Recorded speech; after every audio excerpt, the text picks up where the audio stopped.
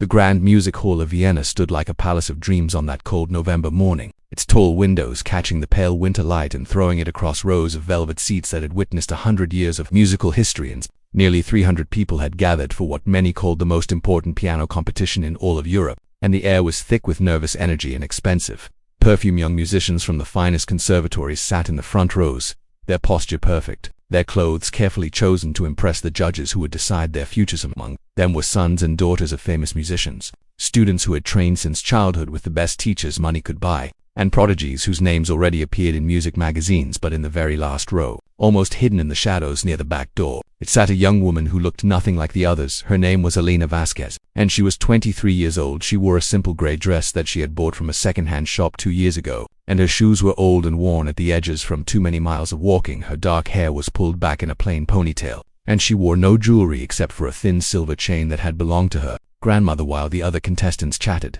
loudly about their teachers and their scholarships, and the famous concert halls where they had already performed, Alina sat alone and said nothing. She held a small piece of paper in her hands, the same paper she had found pinned to a notice board in the restaurant where she worked as a waitress. The paper announced an open audition at the Vienna Music Hall, and it said that anyone could come and play, regardless of their background or training. Alina had read those words 100 times, and each time her heart had beaten faster with a mixture of hope and fear. She had never been to a real music school, and she had never had a proper teacher. Everything she knew about the piano she had taught herself, practicing late at night on whatever instrument she could find. For years she had played on an old broken keyboard in her tiny apartment, a keyboard missing 3 keys that she had learned to work around. She had practiced in empty churches after everyone went home, sitting alone in the darkness with only the moonlight coming through the stained glass windows. She had played on the dusty piano in the back room of the restaurant, during her breaks and after her shifts ended, while the cooks cleaned the kitchen and the owner counted the money. Knew about her secret life with music to the world. She was just a quiet waitress who worked double shifts and never complained. But inside her head, symphonies played constantly,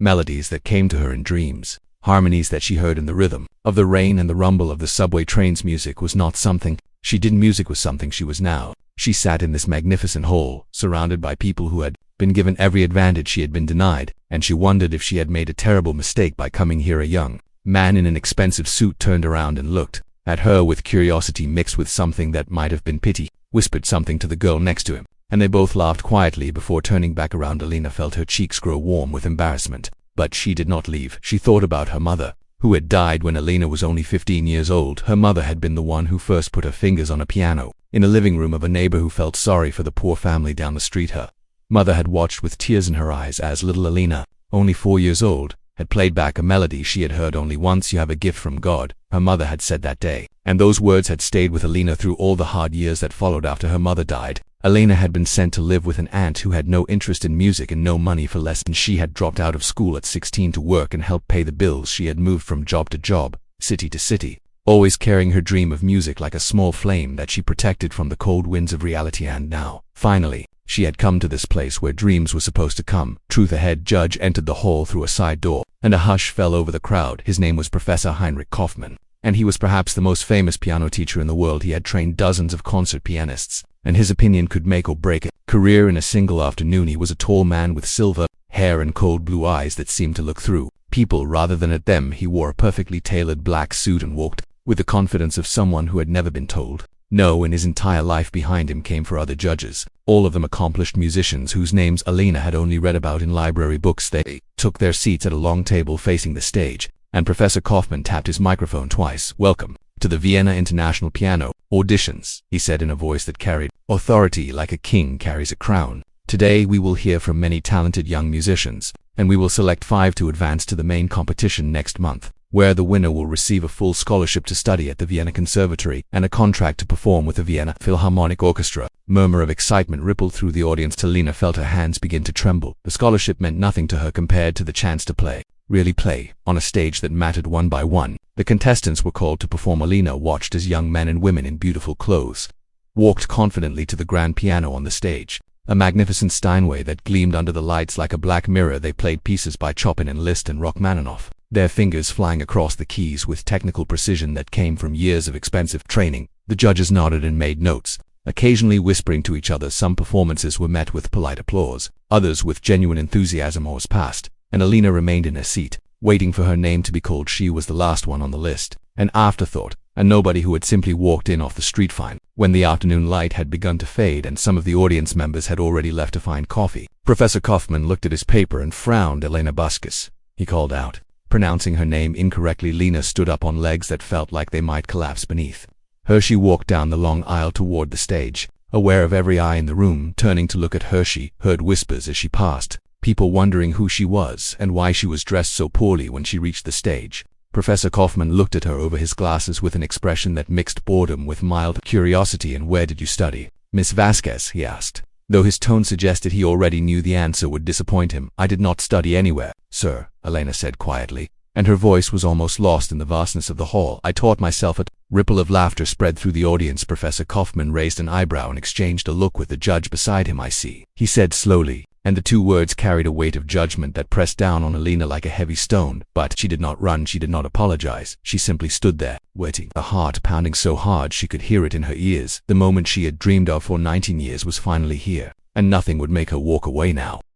Professor Heinrich Kaufman leaned back in his chair and studied the young woman standing before him with the same look a person might give to a stray cat that had wandered into a fancy restaurant. He had seen many things in his 40 years of teaching music, but he could not remember the last time someone with no formal training had dared to enter this competition. The Vienna International Piano Auditions were not a place for amateurs, they were a serious event for serious musicians, and this girl with her worn shoes and her second-hand dress did not belong here. He picked up his pen and tapped it against the table 3 times before speaking. "Miss Vasquez," he said, and again he pronounced her name wrong, as if he could not be bothered to learn how to say it correctly. "I must be honest with you, as that is my nature." Elena stood perfectly still on the stage, her hands clasped in front of her, her eyes fixed on the professor with a steadiness that surprised even herself. "This competition is designed for musicians who have dedicated their lives to the study of classical piano," the professor continued, his voice carrying a tone of gentle condescension, like a teacher explaining something obvious to a very slow student. "We have heard today from graduates of Juilliard,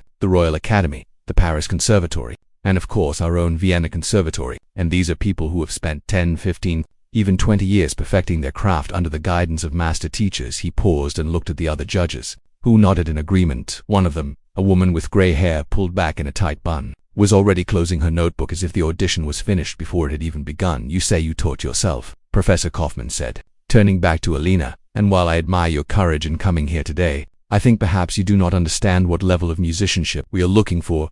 Elena felt something tighten in her chest, a familiar feeling of being pushed aside, of being told she was not good enough, of being made to feel small by people who had never known what it meant to struggle. She had felt this way so many times in her life that she had almost grown used to it, but it still hurt every single time. "With respect, sir," she said, and her voice was soft but did not shake, "I came here to play, not to talk about where I did or did not study." A gasp went through the audience at her boldness. Nobody spoke to Professor Kaufman. That he was a man who was used to obedience and admiration, not pushback from a nobody in a gray dress. For a moment, his face showed genuine surprise, and then it hardened into something cold and dismissive. "Very well," he said, and a small smile appeared at the corner of his mouth, the kind of smile that holds no warmth at all. "Since you are so eager to demonstrate your abilities, let us hear something simple, shall we? Something that will show us if you can at least keep time and find the right keys." More laughter from the audience, louder this time. Elena heard it but did not react. She was too focused on what was happening inside her, the music that was already beginning to stir in her mind like a river rising after a storm. "Do you know Twinkle Twinkle Little Star?" the professor asked, and the mockery in his voice was so thick that even some of the other judges looked uncomfortable. "Every child learns that tune. Surely even someone without training can manage that." Elena looked at him for a long moment, and something passed between them, a silent exchange that nobody else in the room could see. She could have been angry, she could have walked off the stage and given up, adding this day to the long list of disappointments that made up her life, but instead, she felt a strange calm settle over her, the same calm she felt when she sat alone at a piano in an empty church with nobody watching. "Yes," she said simply, "I know that song." "Excellent," the professor said, waving his hand toward the piano as if she were a servant being dismissed. "Then please, show us what you can do, and we will all try our best to stay awake." This comment brought the biggest laugh yet from the audience, and Elena heard someone in the front row say, "Poor thing, she should have stayed home." She walked slowly toward the grand piano, her old shoes making soft sounds on the polished wooden stage. That Steinway was the most beautiful instrument she had ever seen in person, its black surface so smooth and perfect that she could see her own reflection in it. For a moment she just stood there, looking at it, afraid to touch something so valuable with her rough hands that had spent years carrying plates and scrubbing dishes. Then she sat down on the bench and felt the cool smoothness of the keys beneath her fingers. This was a real piano, Not a broken keyboard missing keys, not a dusty old upright in the back of a restaurant. This was an instrument made for concert halls and professional musicians. And she was sitting in front of it. Professor Kaufman made a show of looking at his watch. "Whenever you are ready, Miss Vasquez," he said loudly. "We do not have all day." Alina closed her eyes and took a deep breath. She thought about her mother, about the first time her small fingers had touched a piano, about all the nights she had spent practicing in secret while the rest of the world slept. She thought about every person who had ever told her she could not do something, every door that had been closed in her face, every dream she had been told was impossible for someone like her. And then she placed her hands on the keys and began to play. The first notes were exactly what Professor Kaufman had asked for, the simple opening of "Twinkle, Twinkle, Little Star," the melody that every child learns before they can even read. The audience settled back in their seats, expecting a short and embarrassing performance that they could laugh about later over dinner. The judges looked bored, and one of them actually yawned. Alina played the simple tune all the way through, note by note, exactly as a beginner would play if the technique was clean. Her timing was perfect, but there was nothing special about what she was doing, nothing that would make anyone sit up and take notice. Professor Kaufman began to write something in his notebook, probably the words "no talent" or "waste of time," but then Alina reached the end of the simple melody, and instead of stopping, she began againly. This time, something was different. The tune was still recognizable, but there was something underneath it now, a low rumbling in the bass notes that had not been there before. The simple melody began to grow, to expand, to transform into something that sounded less like a children's song and more like the beginning of a symphony. One of the judges, a man with thick glasses and a beard, looked up from his notes with a confused expression. The woman with the gray hair stopped putting her notebook away and opened it again in the audience. The young man in the expensive suit who had laughed at Alina earlier leaned forward in his seat with his mouth slightly open. Even Professor Kaufman stopped writing and tilted his head to one side, listening with a new kind of attention. Alina kept playing, her fingers moving faster now, adding harmonies and variations that nobody in the room had ever heard before. The children's song was still there, buried like a golden thread in an elaborate tapestry, but around it she was building something magnificent. The notes began to cascade like water over rocks, and the simple tune became a river, became a waterfall, became an ocean of sound that filled every corner of the ancient hall. Her body moved with the music, swaying gently, her eyes still closed, her face showing an expression of pure concentration and joy. She was not thinking about the judges anymore. She was not thinking about her worn shoes or her second-hand dress. She was not thinking about Professor Kaufman and his cruel words. She was somewhere else entirely, in a place where only the music existed, a place she had been visiting in secret her entire life, and now, for the first time ever, she was bringing other people there with her. The transformation that was happening on that stage was unlike anything the Vienna Music Hall had witnessed in its long and celebrated history. What had begun as a mocking exercise, a cruel joke played on a poor girl who dared to dream above her station, was becoming something that would be talked about for generations to come. Alina's fingers danced across the keys with a speed and precision that seemed impossible for someone who had never had a single formal lesson. The simple children's melody was now barely recognizable, woven into a complex musical structure that borrowed from Bach and Beethoven and Chopin and yet sounded like none of them. It was something entirely new, something that came from a place deep within Alina's soul, a place she had never shown to anyone before. This moment in the front row, a young woman named Sophie, who had just graduated with honors from the Paris Conservatory and had played flawlessly earlier that afternoon, felt tears beginning to form in her eyes. She had spent her entire life studying music, had sacrificed friendships and relationships and normal teenage experiences to practice 6 hours every single day. Her parents had spent hundreds of thousands of dollars on the finest teachers in Europe, and she had always believed that her dedication and training made her special. But now, listening to this unknown girl in a gray dress create music that Sophie could not even begin to understand, she realized something that shook her to her core. Talent like this could not be taught, could not be bought. It was something you were born with, a gift that came from somewhere beyond human understanding. The music kept building, layer upon layer, like a painter adding colors to a canvas until a masterpiece emerged from what had been blank white space. Alina brought in themes that echoed the great composers of history, but she twisted them and combined them in ways that were entirely her own. There was a section that sounded almost like jazz, with syncopated rhythms and blue notes that had no place in classical music and yet fit perfectly. Then, the jazz melted into something that sounded like a folk song from some distant mountain village, simple and pure and heartbreakingly beautiful, and then that too transformed, becoming a thundering march that made the very walls of the hall seem to shake with its power. Professor Kaufman had stopped breathing. He sat frozen in his chair, his pen held motionless in his hand, his eyes fixed on the young woman at the piano as if he was seeing a ghost. In all his decades of teaching the most talented students in the world, he had never heard anything like this. He had trained pianists who went on to play at Carnegie Hall and the Royal Albert Hall and every major concert venue on earth. He had been praised by critics as the greatest teacher of his generation, but he knew with a certainty that made his stomach turn, that he could not have taught anyone to play the way this girl was playing. What she was doing was beyond technique. What she was doing was beyond training. This was pure, raw, unfiltered genius pouring out of her fingers like water from a broken dam. The other judges were equally stunned. The woman with the gray hair had dropped her notebook on the floor and had not even noticed the man with the thick glasses. Taken off his spectacles and was wiping his eyes, which had become wet without him realizing it. Another judge, a famous conductor from Berlin, was gripping the edge of the table so hard that his knuckles had turned white in the audience. The laughter and whispers had stopped completely. The young man in the expensive suit who had made fun of Alina was sitting with his mouth hanging open, his face showing an expression of pure disbelief. The people who had been ready to leave were now frozen in their seats, unable to move, unable to do anything except listen. Even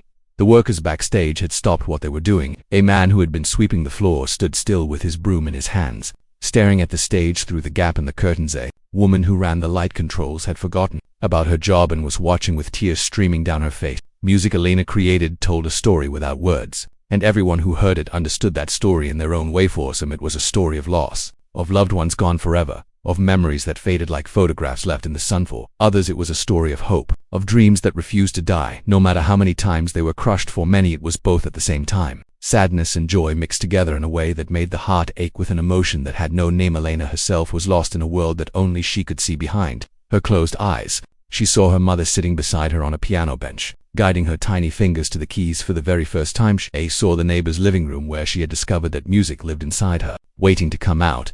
Waiting to come out. She saw all the cold nights in empty churches, all the stolen moments on broken keyboards, all the dreams she had kept alive through years of poverty and loneliness. She saw herself as a little girl, promising her dying mother that she would never give up, that she would find a way to share her gift with the world. And now, finally, that promise was being kept. The music shifted again, becoming softer, more tender. Alina played a passage that sounded like a lullaby, the kind of song a mother sings to her child in the quiet hours of the night. But even this gentle music contained layers of complexity that revealed themselves slowly, like flowers opening in the morning sun. There were harmonies hidden within harmonies, melodies that wrapped around each other like lovers in an embrace. The simple children's tune was still there, still recognizable if you listened carefully, but it had been transformed into something that belonged in the greatest concert halls of the world. A woman in the middle of the audience, a music critic for one of Vienna's most important newspapers, was scribbling notes as fast as her hand could move. She had been doing this job for 30 years and had heard thousands of performances by hundreds of pianists. She had written reviews that made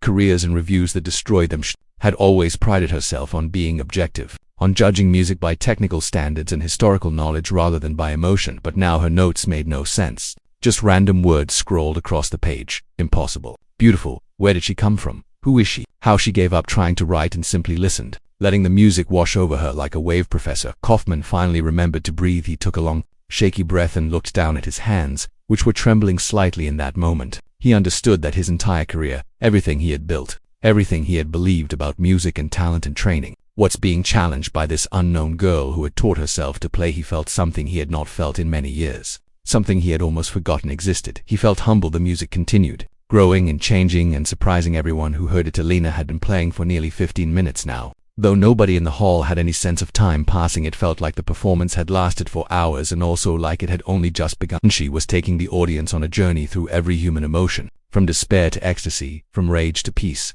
from loneliness to love, and through it all, the simple children's tune remained, a golden thread that held everything together, reminding everyone that the greatest beauty often comes from the simplest beginnings. The critics would later, I struggled to describe what they heard that afternoon. They would use words like transcendent and revolutionary and once in a generation. They would compare Alina to the great masters of the past and conclude that she was something entirely new. But in that moment, as the music filled the ancient hall and touched every heart within it, no words were necessary. Everyone simply listened, barely breathing, as a young woman in a gray dress showed them what music could truly be.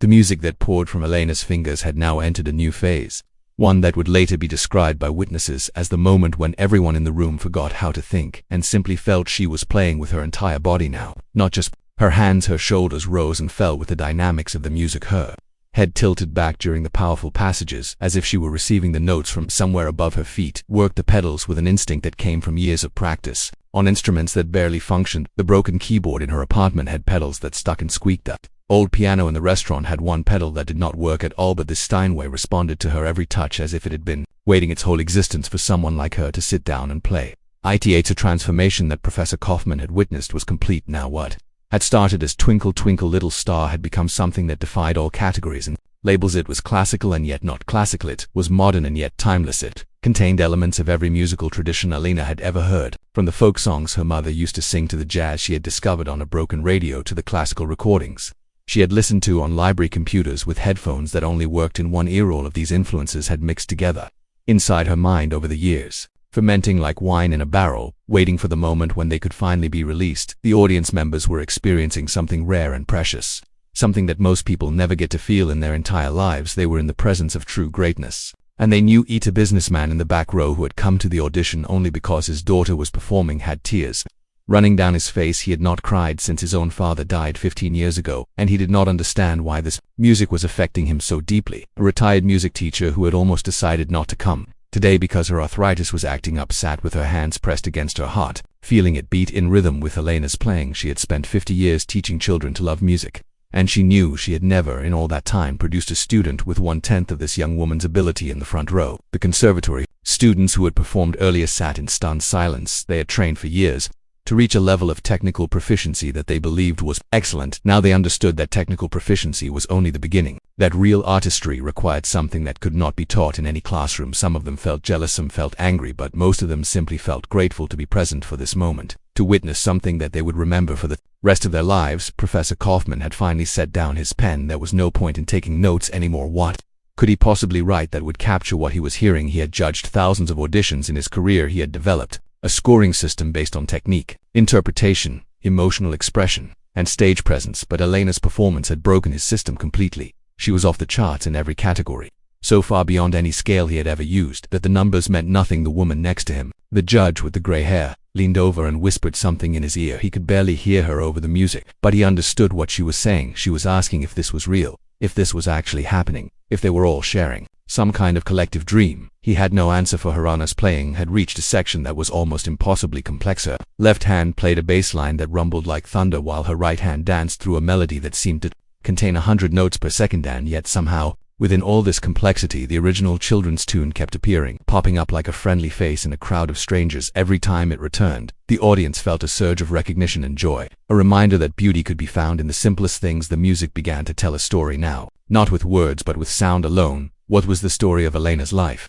Though nobody in the audience could know that the quiet, tender passages spoke of her childhood, of the love her mother had given her before being taken away too soon. The harsh, discordant sections spoke of the years of struggle, of working double shifts and never having enough money, of being told over and over that she was not good enough. The triumphant passages spoke of her refusal to give up, of the fire that burned inside her no matter how hard life tried to put it out. In the moments of pure beauty, the passages that made people weep without knowing why, spoke of the music itself, of the gift that had sustained her through everything. A young boy sitting near the back of the hall with his grandmother was experiencing something that would change the entire direction of his life. He was only 8 years old, and his grandmother had brought him to the audition to expose him to classical music. He had been bored during the earlier performances, fidgeting in his seat and asking when they could leave, but now he sat perfectly still, his eyes wide, his small mouth open in wonder. He did not have the words to describe what he was feeling. All he knew was that he wanted to do what that lady on stage was doing. He wanted to make sounds that made people feel things. 40 years later, this boy would become one of the most celebrated composers of his generation. And he would always say in interviews that his career began on the afternoon when he heard an unknown woman named Alena Vasquez play a children's song in a way that changed everything he understood about music. The performance had now been going on for over 20 minutes. Though time had lost all meaning inside the hall, Alena showed no signs of slowing down. She seemed to draw energy from the music itself, each phrase giving her strength to play the next. Her fingers never faltered, her concentration never wavered. She was in a state that athletes call the zone and musicians call flow, a place where conscious thought disappears and pure instinct takes over. The judges had given up any pretense of professional detachment. The conductor from Berlin was openly weeping, not caring who saw him. The man with the thick glasses had moved to the edge of his seat, leaning forward as if trying to get physically closer to the music. Even the stagehands behind the curtains had abandoned their posts to stand in the wings and watch. One of them, an old man who had worked at the hall for 40 years, would later tell his grandchildren that in all his time there, through all the famous performers and historic concerts, he had never seen anything that compared to that November afternoon Alena played on. Her gray dress now dark with sweat, her simple ponytail coming loose, her worn shoes pressing the pedals of the finest piano in Vienna. She was not thinking about impressing anyone anymore. She was not thinking about the scholarship or the competition or even the audience. She was simply doing what she had always done in her secret moments alone with music. She was being herself, and it turned out that being herself was more than enough. It was extraordinary. It was unprecedented. It was the beginning of a legend.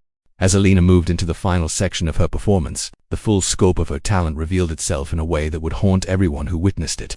For the rest of their days, the music had been building towards something, some kind of summit, and now it was clear that the ascent was nearly complete. Her playing had grown louder and more powerful, the notes crashing against each other like waves in a storm at Seetha Grand Steinway, vibrated with an intensity that could be felt in the floor beneath the audience's feet. Some people later swore that could feel the music in their very bones. Alina's eyes remained closed, but her face had transformed. The shy, uncertain expression she had worn when she first walked onto the stage was gone. Completely in its place was something fierce and beautiful, the face of someone who had finally stopped hiding, who had finally let the world see who she truly was. Her mother had always told her that she had a gift from God. Now, at last, she was giving that gift back to the world. Professor Kaufman sat motionless at the judges' table, his mind racing through decades of memory. He had heard the great pianists of his generation. He had sat in the front row when legends performed at their peak. He had once believed that he understood the upper limits of human musical ability, but this young woman had just redrawn those limits entirely. She was playing a variation now that he recognized, or thought he recognized. It was based on a piece he himself had composed 30 years ago, a complex work called The Mountain's Shadow that he had always considered his masterpiece. Only a handful of pianists in the world could play it properly, and they had all trained for years under his personal supervision. But Alina was not just playing it, he was improving. He was taking his composition and adding layers he had never imagined, filling in gaps he had not known existed, making it better than he had ever made it himself. The realization hit him like a physical blow. This girl who had never had a lesson, who had taught herself on broken instruments in empty churches, had somehow heard his composition and not only mastered it but surpassed it. Did not know whether to feel pride or shame. The truth was, he felt both. His eyes moved to Alina's face, and for the first time he saw her not as a poor girl who did not belong here, but as what she truly was. She was the kind of talent that appears once in a century. She was what every teacher dreams of finding and knows they never will. She was the future of music itself. The other judges had reached the same conclusion. Woman with the gray hair had stopped crying and was now watching with an expression of pure awe. The conductor from Berlin had forgotten about everything except the sound filling the hall. The man with the thick glasses was already composing in his head the letter he would write to his colleagues around the world, telling them about what he had witnessed, urging them to remember the name Elena Vasquez. In the audience, phones had begun to appear despite the strict rules against recording. People were holding up their devices, desperate to capture some proof that this was really happening. They knew that nobody would believe them when they tried to describe it later. How could words possibly convey the experience of hearing this unknown woman transform a children's song into a work of staggering genius? The footage that emerged from that afternoon would eventually go viral, viewed millions of times by people around the globe, but everyone who watched it online would say the same thing. The videos did not capture even a fraction of what it felt like to be there in person. Alina's music told the story of everything she had endured to reach this moment. There was the poverty, the endless work, the exhaustion of serving tables while dreaming of concert halls. There was the loneliness of having a gift that no one could see, of carrying a treasure that no one valued. There was the grief for her mother, the woman who had recognized her talent before anyone else and who had not lived to see it bloom. And there was the hope, the stubborn, unbreakable hope that had kept her practicing through all the hard years, the hope that someday, somehow, someone would give her a chance. Now that chance had come, and she was seizing it with everything she had. The music reached a passage of almost unbearable beauty, a section that seemed to hang suspended in the air like sunlight through stained glass. Alina played so softly that people held their breath, were afraid that even the sound of their breathing might interfere in this quiet moment. The children's tune returned one last time, pure and simple and innocent, a reminder of where the journey had begun. Then, like the sun breaking through clouds, the music exploded into its final crescendo. Elena's fingers flew across the keys, so fast they seemed to blur. Her whole body moved with the rhythm, bending and swaying like a tree in a hurricane. The sound that emerged from the piano was not just music anymore. It was raw emotion transformed into vibration, feeling made physical, the human soul expressed in a language older and truer than words. The conservatory students in the front row had given up any thought of competition. They understood now that they had never really been competing with Alina at all. She was playing in a different league, on a different level, in a different universe entirely. Some what them felt their dreams of musical careers crumbling. Others felt inspired to work harder than they ever had before, but all of them knew that this moment would define the rest of their lives. The businessman in the back row had stopped trying to understand what he was feeling. He simply surrendered to it, letting the music carry him wherever it wanted to go. The retired music teacher was clutching her chest, not from pain but from the overwhelming sensation of witnessing something sacred. The 8-year-old boy who would one day become a famous composer was bouncing in his seat with excitement, his small face glowing with joy. Even the old stagehand in the wings was affected. He had seen countless performances on this stage,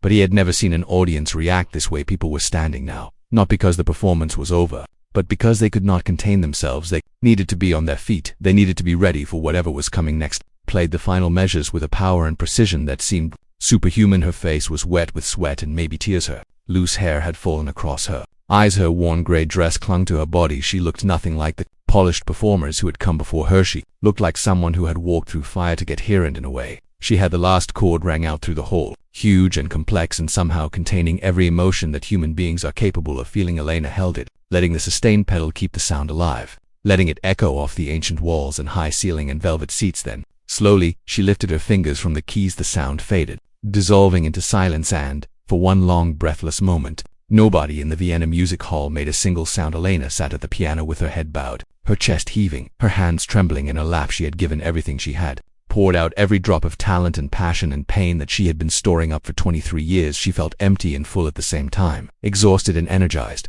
terrified and at peace. She did not know if what she had done was good enough. She did not know if she had finally proven herself. She only knew that she had been honest, that she had been true to the gift her mother had recognized so long ago. Whatever happened next, she had done what she came here to do. She had let them hear her, really hear her for the first time in her life. And now the silence stretched on, thick and heavy and pregnant with possibility. Lena slowly opened her eyes and raised her head. She looked out at the audience. She saw their faces, and in that moment, she understood that everything was about to change.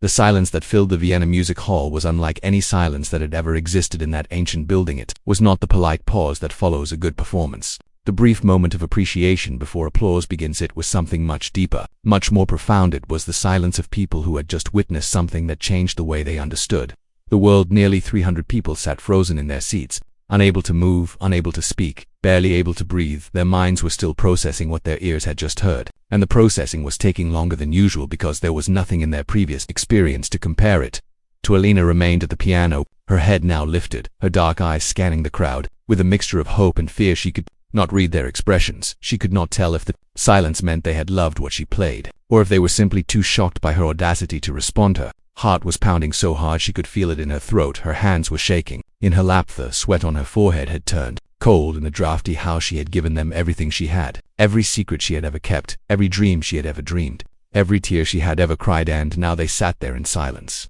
and she did not know what it meant. In the third row, a woman named Margaret Chen was the first to move. She was 72 years old, a retired opera singer who had performed on stages around the world. She who had heard Horowitz play in New York. She had attended Rubinstein's final concert in London. She had been in the audience when a young Lang Lang first stunned the world with his virtuosity. She thought she had heard everything there was to hear, but this unknown girl in a gray dress had just shown her how wrong she was.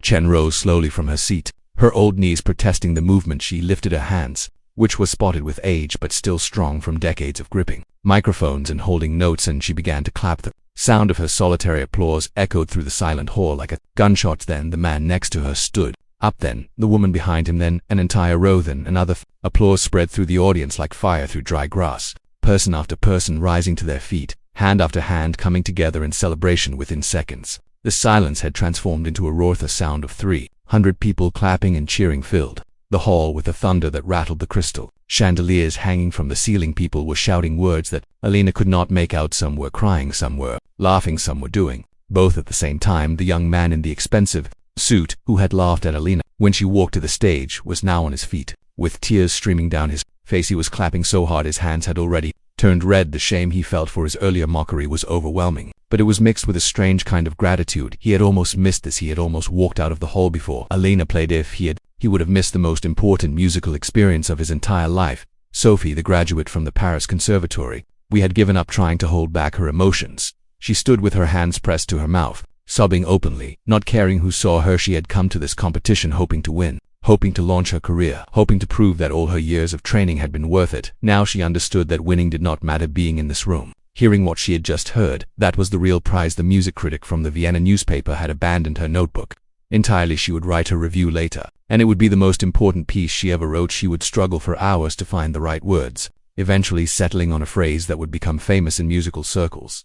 On this afternoon, in this hall, music itself was reborn, but right now she was not thinking about words. She was just feeling, letting the waves of emotion wash through her, experiencing the rare joy of witnessing true genius at the moment of its emergence. The applause went on, showing no signs of stopping. Elena sat at the piano, overwhelmed by the response, unable to fully comprehend what was happening. For so many years she had played in secret, hidden away in empty churches and back rooms, convinced that nobody would ever want to hear her. She had imagined this moment countless times, dreamed of it, prayed for it, but the reality was so much bigger than anything she had imagined. The sound of all these people celebrating her gift was almost too much to bear. She felt tears beginning to form in her eyes. She tried to blink them back, tried to maintain some composure, but it was no use. The tears spilled down her cheeks, cutting tracks through the sweat and leaving her face wet and shining in the stage lights. She was not crying from sadness, she was crying from relief. For those years of wondering if she was good enough, all those nights of doubt and fear and loneliness, all those moments when she had almost given up, they were over now. She had her answer. The audience's response told her everything she needed to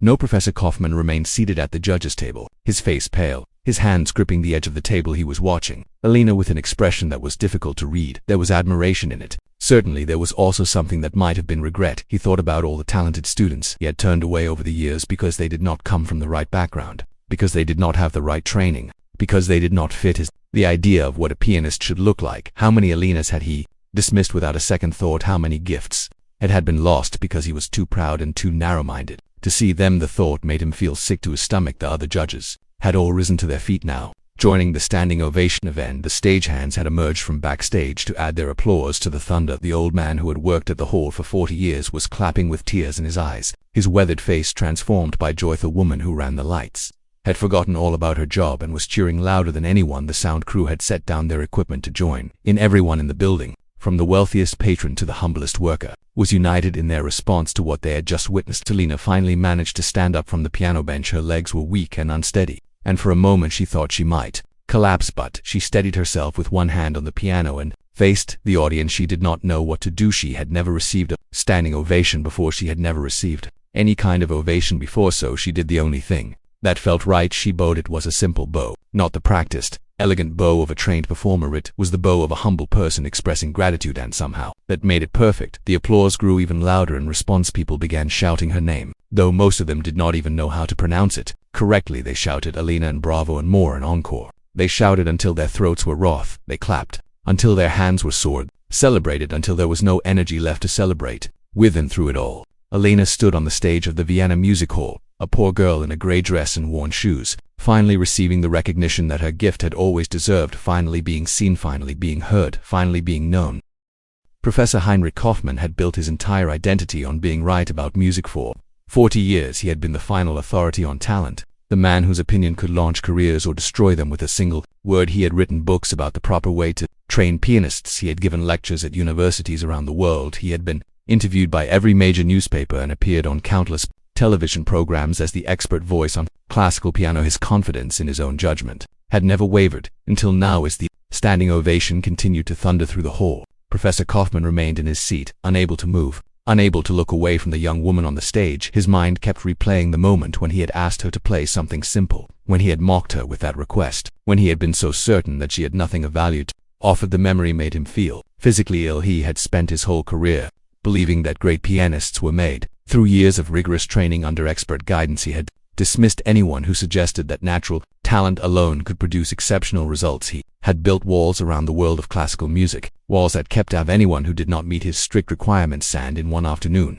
this girl had torn down every single one of those walls. The woman judge beside him, whose name was Dr. Ingrid Hoffmann, leaned over and spoke directly into his ear. Heinrich, she said, her voice barely audible above the continuing applause, I have never seen anything like that in my life, and I do not think I ever will again. Professor Kaufmann nodded slowly but did not respond. He was still processing, still trying to understand how everything he believed had been proven wrong in the span of 30 minutes.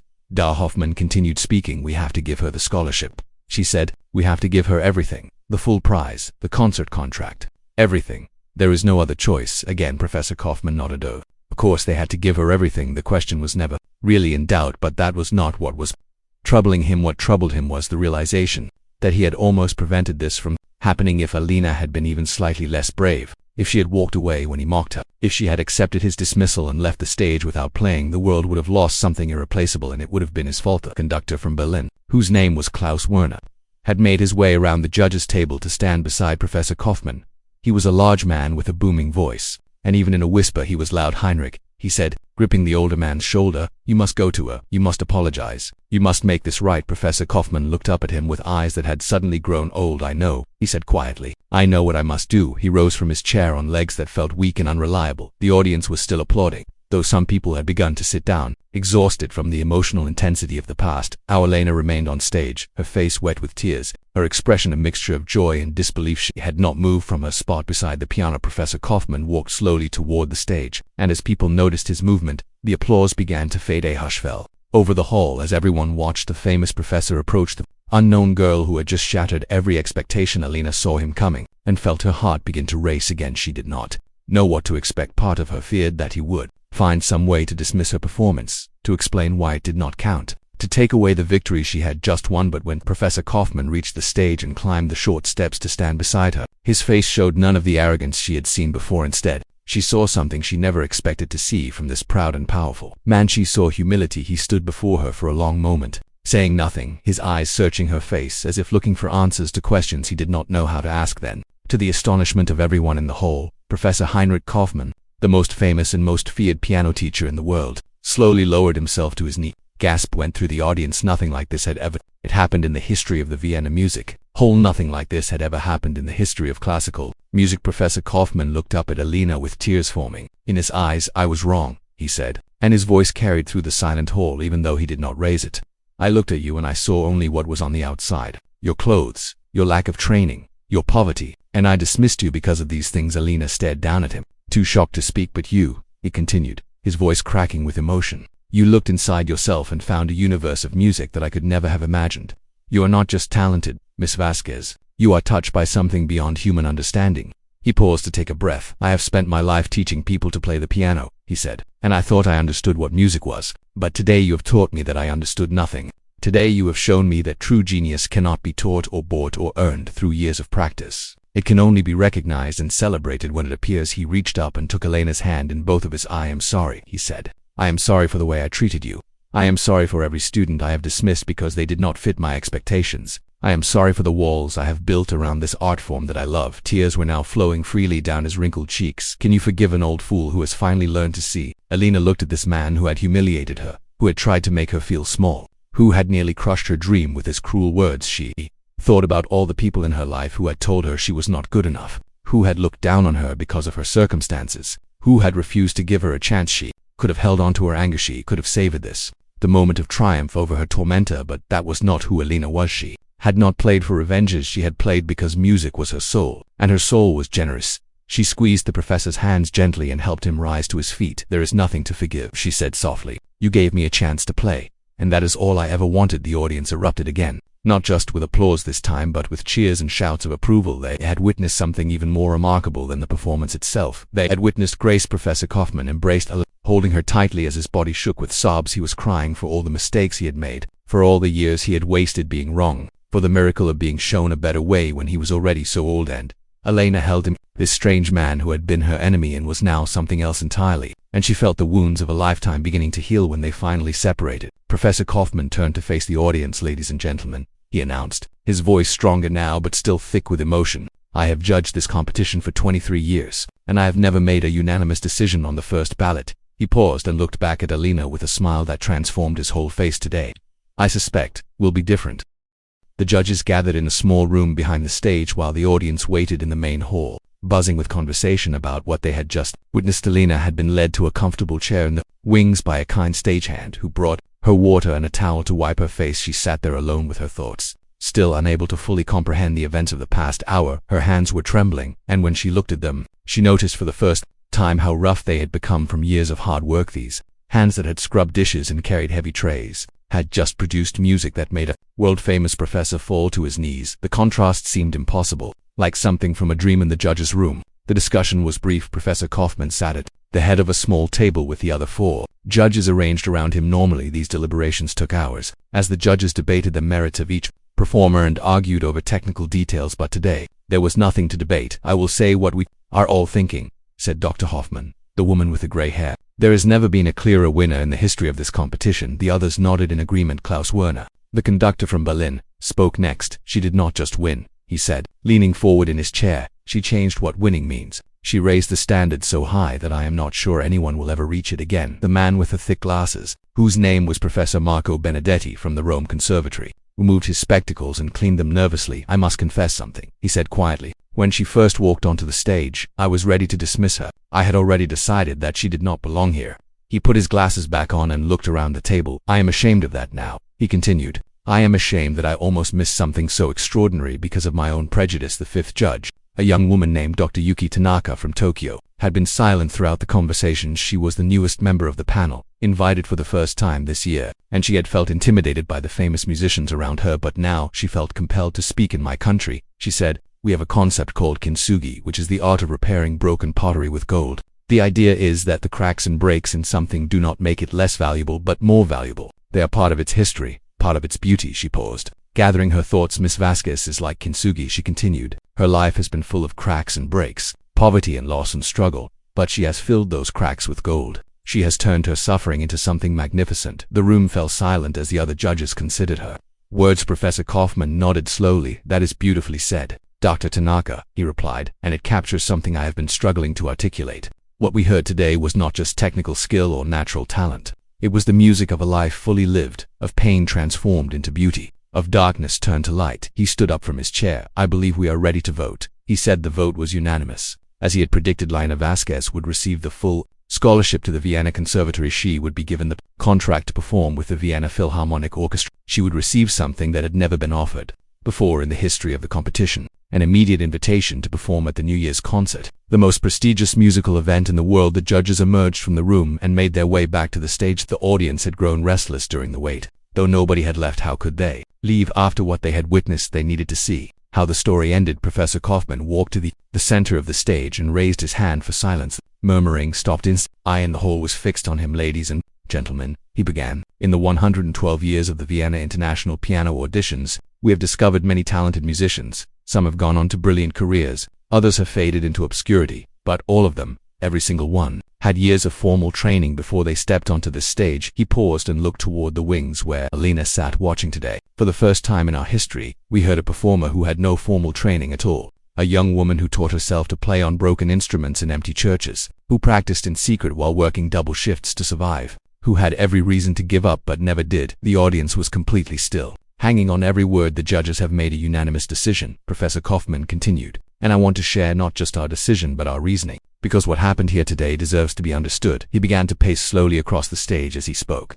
When Miss Vasquez sat down at that piano, we expected nothing. We were prepared to hear a well-meaning amateur struggle through a simple piece. We were ready to be polite and then move on. He stopped pacing and faced the audience directly. Instead, we heard something that none of us will ever forget. We heard a musical mind of such depth and originality that it defies comparison. We heard technique that rivals the greatest pianists of history, developed entirely through self-instruction. We heard a soul express itself through music in a way that transcended everything we thought we knew about this art form. His voice grew stronger as he continued. Some people are born with a gift, and with proper training, they can develop that gift into something impressive. But every once in a generation, perhaps once in a century, someone is born with a gift so enormous that training is almost beside the point. These are the people who do not just play music but who are music, who carry it inside them like a second heartbeat. He turned and extended his hand toward the wings. Ladies and gentlemen, Alina Vasquez is such a person. Alina stood up on shaking legs and walked slowly onto the stage.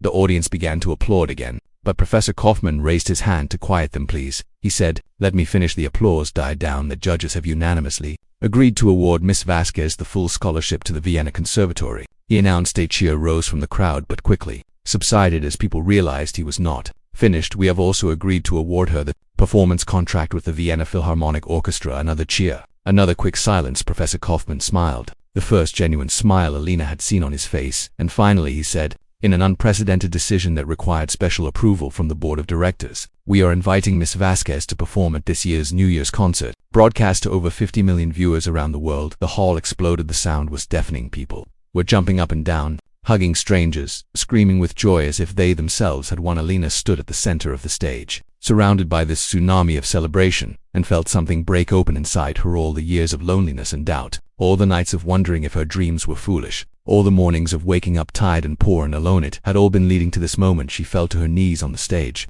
overwhelmed by emotion, and then she did something that surprised even herself. She began to laugh. Started as a small sound, almost a giggle, but it grew and grew until she was laughing with her whole body, laughing with tears streaming down her face, laughing at the impossible wonder of life. The audience laughed with her, caught up in her joy, sharing in her triumph. And in that moment, the Vienna Music Hall was filled not just with sound but with something rarer and more precious. It was filled with pure, unfiltered happiness. The celebration in the Vienna Music Hall continued for what felt like hours, though in reality it was only about 20 minutes. Eventually the audience began to filter out into the cold November evening. Their faces glowing with the memory of what they had witnessed, they walked in small groups down the cobblestone streets of Vienna, talking excitedly, reliving every moment of Elena's performance. Many of them would go home and immediately call their friends and family to tell them what had happened by morning. The story would be spreading across social media like wildfire by evening. It would be international news, but Elena knew nothing of this as she sat alone in a small dressing room backstage. Judges had all come to congratulate her personally before leaving. Professor Kaufman had held her hands and promised to be her mentor, to help her navigate the world of professional music that she was about to enter. That other performers had lined up to shake her hand, most of them gracious in defeat, some of them clearly struggling with jealousy but trying to hide it. Sophie from the Paris Conservatory had hugged Elena tightly and whispered, "You deserve this. You deserved all of it." Now everyone was gone, and Elena was alone with her thoughts. The dressing room was small but elegant, with a large mirror surrounded by lights and a comfortable couch covered in red velvet. She sat on the couch and stared at her reflection in the mirror. She looked like a stranger to her. Same dark hair, the same brown eyes, same worn gray dress, but something was different. And now there was a light in her eyes that had not been there before. She thought about her mother, and for the first time in years, the memory did not bring only pain. Her mother had believed in her when no one else did. Her mother had seen the gift inside her and had nurtured it with love and encouragement. Her mother had made her promise never to give up, and she had kept that promise. "I did it, Mama," Elena whispered to the empty room. "I finally did it." She could almost feel her mother's presence in the room, could almost hear her voice saying how proud she was. The tears came again, but these were different tears. These were tears of healing, of closure, of peace. A soft knock at the door interrupted her thoughts. "Come in," she said, quickly wiping her face. The door opened and a young man entered. He was perhaps 25 years old, with curly brown hair and kind eyes behind wire-rimmed glasses.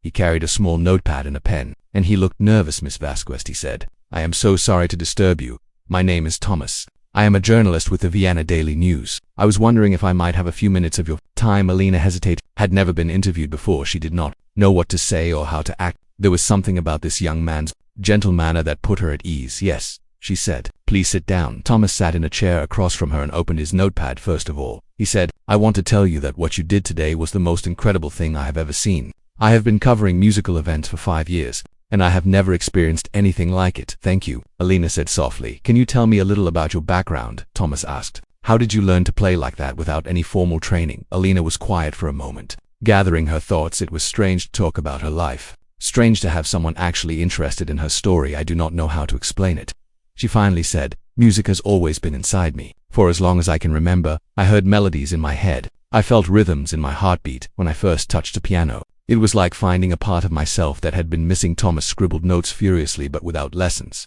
He pressed. "How did you develop such technique, such mastery of the instrument?" Elena smiled sadly. "I practiced," she said simply. "Every moment I could find, every chance I got, I practiced. I played on broken keyboards and out-of-tune pianos. I listened to recordings and tried to figure out what the pianists were doing with their hands. I watched videos at the library and studied every movement." She paused, but mostly, she continued, "I just played what I felt. I did not try to copy anyone else. I just let the music inside me come out." Thomas looked up from his notepad with an expression of wonder. "Where did that music come from?" he asked. "Where did you find such beautiful, complex compositions?" Elena thought about the question carefully before answering. "I think the music was always there," she said, "waiting for me to discover it. I believe that everyone has music inside them, but most people never learn to hear it. They are too busy, too distracted, too afraid. But I had nothing else. I was poor and alone and invisible to the world. All I had was the music in my head, so I learned to listen to it. And eventually I learned to let it out." Thomas was silent for a long moment, his pen hovering over the page. "Miss Vasquez," he finally said, "do you understand what is about to happen to you? Do you realize that by tomorrow you will be famous, that your life will never be the same?" Elena had not really considered this. She had been so focused on the performance, so overwhelmed by the response, that she had not thought about what came next. "I do not know what will happen," she admitted. "I have never thought much about the future. I've always been too busy trying to survive the present." Thomas closed his notepad and looked at her with an intensity that surprised her. "I want you to know something," he said. "I have interviewed hundreds of musicians in my career, and most of them are so focused on fame and success that they have forgotten why they started playing music in the first place. But you are different. I can see it in your eyes. You are not doing this for money or recognition. You are doing it because music is who you are." He leaned forward. "Please," he said, "no matter what happens, no matter how famous you become, do not let that change. Stay true to the gift that brought you here today." Elena looked at this young journalist who seemed to understand her better than anyone had in years. "I will try," she promised. Thomas stood up and extended his hand. "Thank you for your time, "Miss Vasquez," he said, "I will write a story that does justice to what you did today. I promise you that." They shook hands, and Thomas left the room. Elena sat alone again, thinking about his words. Fame she had never wanted. Fame she had only wanted to play, to share the music that lived inside her, to feel the keys beneath her fingers and let the melodies flow. But she understood now that fame was coming whether she wanted it or not. The world had seen her, that had hurt her, and it would not forget. She stood up and walked to the mirror. She looked at her reflection one last time, at the worn dress and the simple hair and the face that was still wet with tears. Tomorrow, everything would change. Tomorrow, she would wake up as someone else, as a person the world knew about, as a name that meant something. But tonight, in this quiet room, she was still just Elena, still just a girl who loved music, still just a daughter who had kept her promise to her mother. She smiled at her reflection. Whatever came next, she was ready.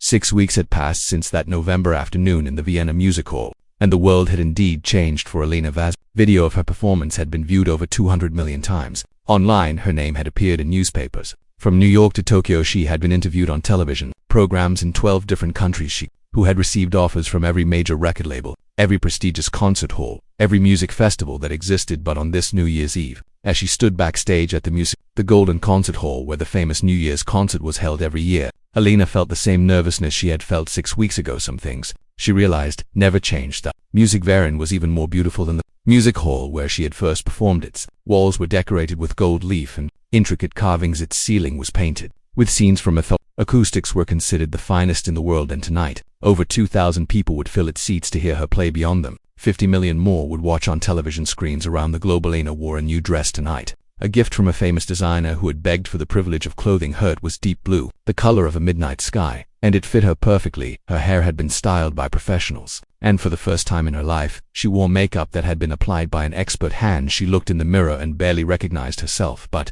when she looked into her own eyes, she saw the same person who had always been there, the same girl who had played on broken keyboards in empty churches, the same daughter who had promised her dying mother to never give up, the same soul that carried an ocean of music inside her. Professor Kaufman, you appeared beside Heron the week since the audition. He had become something like a grandfather to her. He had taken her into his home, introduced her to the world of professional music, who protected her from those who would exploit her sudden fame. He had apologized 100 times for the way he had treated her at first, though Elena told him each time that forgiveness had already been given. Are you ready? He asked. Gently, Elena took a deep breath. I do not think anyone can ever be ready for something like this, she admitted. The professor smiled. That is the right answer, he said. If you thought you were ready, I would be worried. It is the nervousness that keeps us humble, that reminds us to give everything we have. He placed a hand on her shoulder. Your mother would be so proud of you tonight, he said. Elena felt tears threatening to form and blinked them back. Not now. There would be time for tears later, I know, she whispered. The stage manager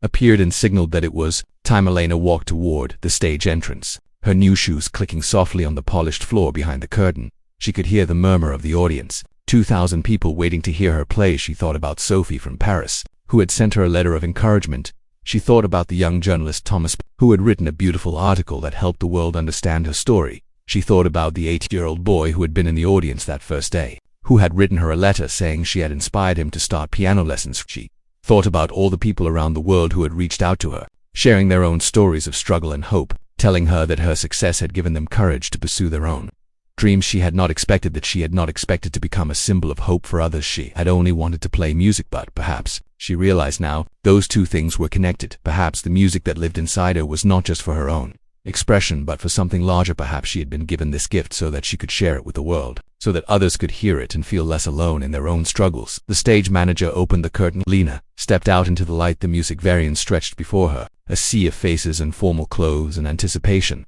The orchestra sat arranged behind the grand piano, ready to accompany her. The conductor, who was Klaus Werner from Berlin, the same man who had been a judge at her audition, stood waiting with his baton. Elena walked to the piano, and with each step she felt the nervousness begin to transform into something else, and that confidence exactly something deeper, more like certainty. She sat down at the instrument and placed her hands on the keys. Audience fell silent. 50 million people around the world leaned toward their television screens. Then Elena began to play. The piece she had chosen was not a famous classical work. It was something she had composed herself in the weeks since her life had changed. She called it Promise Kept, and it told the story of a mother and daughter, of love and loss, of a dream that refused to die. The music filled the Golden Hall with a sound that seemed to come from another world. Elena played with everything she had, pouring her whole self into each note, each phrase, Each moment she played for her mother, who had first recognized her gift. She played for Professor Kaufman, who had learned to see beyond his prejudices. She played for everyone who had ever been told they were not good enough. She played for every dreamer who had almost given up. The orchestra joined in,